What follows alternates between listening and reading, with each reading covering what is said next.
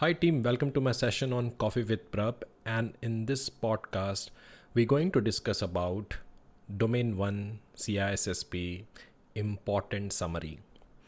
The reason of creating this podcast is to helping my gladiators that while driving or doing some other works they can listen to this podcast and they get the quick review about what is in Domain 1 and what are the important areas you need to consider. So when we're talking about domain one start with CIA, confidentiality, integrity, availability. So you need to know, different principles which is used to achieve confidentiality, different principles used to achieve integrity, different principles used to achieve availability. Let's say example, if you want to ensure the data should be protected from unauthorized disclosure, you apply encryption, access control. So these are the services used to achieve confidentiality. Now you're looking to implement dual control, separation duty. Ultimate goal is to maintain the integrity. Implementing a backup, redundant systems, all are used for achieving availability. So CIA triad is very important for you to understand. So remember one thing: protection against unauthorized disclosure, protection against unauthorized modification, and protection against unauthorized destruction. We have an information security. Now further to that, we're moving to the next part called security governance. It is very important for you to know what is security governance and how security governance works in the organization. Governance is nothing, it is called as a set of operations actually. And it is always supported by the senior management support. Without senior management support, we cannot able to implement the governance. So remember one thing, that whenever we talk about in CISSP, senior management play a very important role in implementing the governance, and they play a very critical role in approving the policies, budget and everything. Now what is governance? Governance is called as a set of operations. Same like, the governance that you see at home, that parents set the rules, you follow the rule, right? And then we abide with the rule. That's called compliance. Same like in the information security, we have a corporate governance, which is involved by the directors, board of directors, senior management. They interpret the business requirement and giving instruction to CIO. CIO build their strategy, which is called IT governance. And then we have a CISO who understand that and he create their strategy, everything called as information security governance. Now let me explain with the example. Now you're doing a new business in Europe. So the business demand to be comply with GDPR. So we involve the DPO. DPO interpret the GDPR requirement. The DPO informed the information security manager or CISO, we need to have this kind of a control. So here what happened, he introduced strategy, he introduced policy to ensure data should be protected according to GDPR. So it is called as a security governance. Now security governance in the organization implement by a two-way approach. One is called top-down approach, need of the business, and then on the operation level. And the second type of security governance called as a bottom top, where the operation team submit the business case, then management will review the business case, and according to that, they will approve the solution. And if you're looking for the best answer is combination of both. Now, how things work. So when we're talking about the building governance and all that, the first step is we understand the information security strategy. Okay. Information security strategy, based on that, we create an information security policy. Based on information security policy, we create an information security program. And then we have operation controls. Same like in ISMS, you want to implement ISMS. ISMS is a need of strategy. Now, if you want to use ISMS as a program, you first create an ISMS policy. So always remember one thing from exam point of view or from a knowledge perspective. First, we create a strategy. Strategy is a big picture plan, like deciding what the company will focus on customer data protection. Then we create a policy. Policies specify the rule that align with the strategy, like creating a policy that data must be encrypted. And then we talk about the program. Program include the element called policy. The program talk about the day-to-day actions that carry out the policy, like setting up the encryption softwares and all the systems. So top-down approach ensure the actions at every level are aligned with the overall goal. So always remember from a key pointer is policy is the foundation of any governance. Okay, think of a policy as a rule book that set the stage for everything else. Just like solid foundation support the building, strong policy support the governance activity. Okay, so that is there. Now the question is, who is accountable for security in the organization? The answer is senior management. Who is responsible for security? Answer is everyone. Now when we're talking about implementing policies and all that, the security governance and a CISO should report as high as possible in the organization. And the reason is very simple, is if he doesn't report, then it's a conflict of interest. He will not able to provide his viewpoint, he will be report to CIO, then there will always a challenge. So we always say he should report as high as possible in the organization. Now in CISSP, there's another term we called as a due care and due diligence. That's another important term we have that we need to understand. Okay. So when we're talking about due care and due diligence, the word itself said due and care. It means there is a role and responsibility assigned to you to perform the duty. That's called due care. And due diligence is you verify everything before doing that. So due diligence is like umbrella and due care is a part of that. I will give an example. I have been appointed as a security administrator where I'm responsible for implementing firewall rules and all that. That's my due care. But before implementing any rule, modifying any rule, I will check with the business team. I will review everything. That is my due diligence. Okay. So that is basically called as a due care and due diligence. Another example is your age is 30. You got an instruction from the family. You need to get married by age 30. So due care to follow the orders. So you create a profile. That's your due care. You create a matrimony profile. That's a due care. There was a match, that is a due care. But before meeting the person, you're doing a background check. That's your due diligence. So one thing always remember, due diligence come first and then due care come next, because without detecting, you cannot correct your activity. You cannot do the right activity. Same like in information security. Until unless we don't detect the alert, we cannot react to that, right? So due diligence come first and then due care come next. Now in CISSP, we have a lot of questions or topics around the compliance. And it is heavily influenced on the US based compliance. So compliance means act of abiding something. Okay. Act of abiding something. So when we're talking about the compliance, we have a lot of compliance like GLBA. Now what is GLBA? GLBA. GLBA stands for Graham-Leach-Billy Act, which protect the financial privacy in the US. How to remember financial privacy in US? That is called GLBA. Okay, which handle the customer data securely. Then second regulation, you need to know SOX, Sarbanes-Oxley Act, which preventing accounting fraud and protect the investor by ensuring the companies report their financial accurately. So SOX, if you go in public listing in US, you need to be comply with SOX. How to remember? Any pointer talking about accounting fraud, public listing, answer is SOX. Then we have a standard called PCI DSS. It is not a regulation, but it's a standard that follow to protect the credit card information and focus on confidentiality. So any topic talking about protection of payment card, debit card, that the answer is the standard is PCI DSS. There's another regulation called as a HIPAA. So if you're collecting healthcare information in US resident, it need to be comply with the HIPAA. Okay. Then we have a POPI, Protection of Personal Information Act, which protect the personal information in the South Africa. There's a new topic which is added in the syllabus called CCPA, California Consumer Privacy Act, which actually protect the privacy of people in California and given them control over their personal information. And any topic talking about risk-based driven enterprise architecture or risk-driven enterprise architecture, remember the answer is SAPSA, because SAPSA is a framework that helps to design the security measure based on the risk a company face. And there is one more important compliance which called as a FedRAMP, which ensure the cloud service provider meet the security standard and if they want to work with the US government. Understand in this way, like if I'm selling a cloud services to the US government, I need to pass one assessment that is called FedRAMP. So cloud and US government, remember the answer is FedRAMP. On the other side, we also have a FISMA, which required the IT services working with US government to follow a specific standard. So these are the compliance we have that we need to know from the preparation point of view. Now, another topic we have is intellectual property. Intellectual property protect the intellectual thoughts of the individual. So we have a 4 type of intellectual property. Copyright, copyright, trade secret, patent and trademark. Copyright protect the expression of idea like content, lyrics and all that. Trade secret is like a recipe, like, trade secret protect the internal to the information like taste of Coca-Cola, Pepsi and all that. Patent protect the inventions. It basically solve the issues and all that. And trademark, we have a next called trademark. Trademark like protect the brand name, logo and all that, the Apple logo and all that.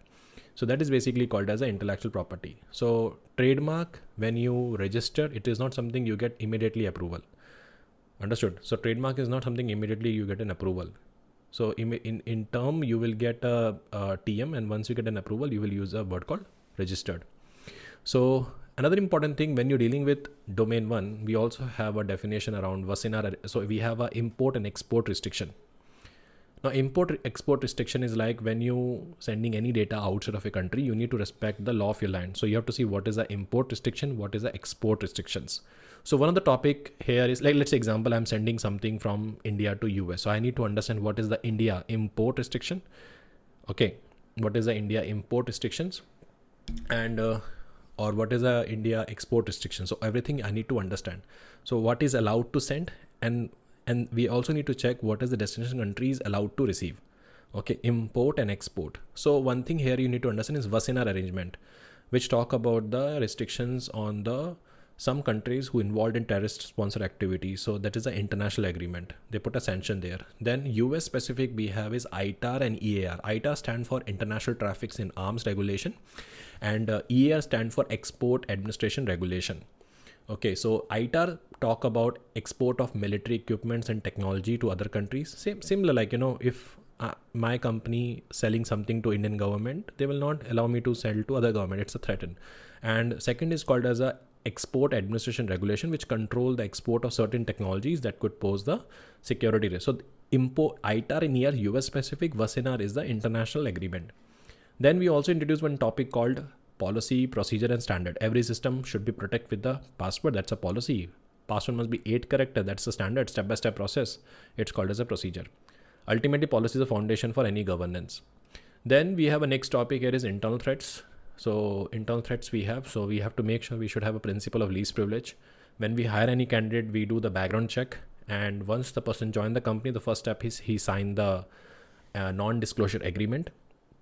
Then he attend the security awareness training. Now, ultimate goal of security awareness training is to make the employee aware about their responsibility toward the organization. Remember that.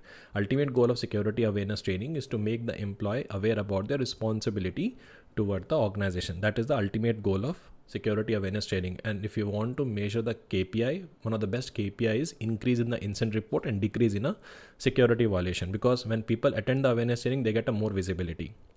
Now, there is a possibility one person can commit a fraud if he joined the one position and all that, right? So to prevent the further fraud, like one person commit a fraud, so prevent that, we introduce a mandatory job separation duty, where one person will not able to perform end-to-end task. So one person will review, one person will approve, and one person is make the payment. So that is basically part of the So that is called as a separation duty. Now in the separation duty, we say it is used to prevent the fraud, but still there is a possibility all three people can work together and commit the fraud. Possible? So to further detect and prevent the fraud, we introduce a concept of mandatory vacation and job rotation. In mandatory vacation, the person will be away from a process. Someone else will take over the process and investigate what he did. But the problem is that in the mandatory vacation, he can come back and join back the same position. But in job rotation, person is permanently moved from one position to other position. So that is basically part of the control. Now, after that, we also talking about thin line difference between the awareness, education, training. In my previous section, I discussed that. Awareness used to modify the behavior. Education modify the, you can say career. Education modify the career, and you can say, so training modify the skill, education modify the career, and awareness modify the behavior. So awareness is always a short term. Further to that, we also have a topic around canon. Canon is very, very important. Canon is very important in the exam also, and it is very important topic. I'm not revealing anything, but it's a very important part. So you should know PAPA, Protect Society, Act Honorably, and all that. So you should know how canon really works in the organization. Okay, so canon is very, very important topic. After that, because in canon we have a first canon is called Protect Society. Second canon called Act Honorably, Honestly. Third canon called Provide Diligent, Competent Service to Principal. And fourth canon is called Advance and Protect the Profession. I'm going to discuss only third canon, fourth canon, because I believe that is something very important you should know. Third canon called as a Provide Diligent, Competent Service to Principal and maintain the confidentiality and value of the system. Understand in this way, like company has appointed me as a CISO. I'm misusing the power and conflict of interest. I reward the contract to someone else. So that's a breach of third canon. Fourth canon is Advance and Protect the Profession. I went for the exam. I'm sharing some secrets. I'm sharing exact questions. I'm sharing exact answers. I'm revealing some question bank, or, I'm not attending a webinar, seminar. I'm not upgrading myself. That is called as a fourth canon. Then further to that, domain 1 also having a new topic called risk management, where we identify the risk, analyze the risk, evaluate the risk, and we talk about the treatment. So risk identification is all about identifying asset, threats, vulnerability. Okay, so formula of risk is likelihood and impact. So that's what we have. So when I say likelihood of occurrence and impact of event is a formula, I help you to understand how serious a risk is based on and how likely is to be happen and how bad it would be there.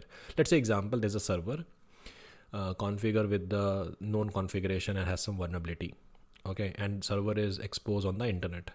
So likelihood of the attack will be high because anything coming from internet. Now what is the impact? But that server holds sensitive data.